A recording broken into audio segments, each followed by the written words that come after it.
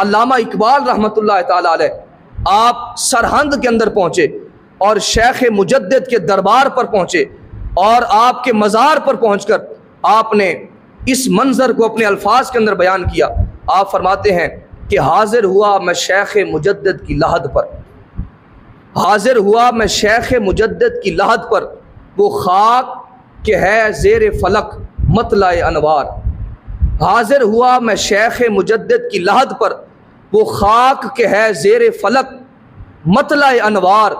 उस खाक के ज़र्रों से सितारे भी हैं शर्मिंदा, उस खाक के ज़र्रों से सितारे भी हैं शर्मिंदा। उस खाक में पोशीदा है वो साहिब असरार। गर्दन न झुकी जिसकी जहांगीर के आगे, गर्दन न झुकी जिसकी जहांगीर के आगे, जिसके नफसे गर्म से है गर्मी अहरार। वो हिंद में सरमाया मिल्लत का निगहबां, वो हिंद में सरमाया मिल्लत का निगहबां। अल्लाह ने जिसको किया बर वक्त खबरदार।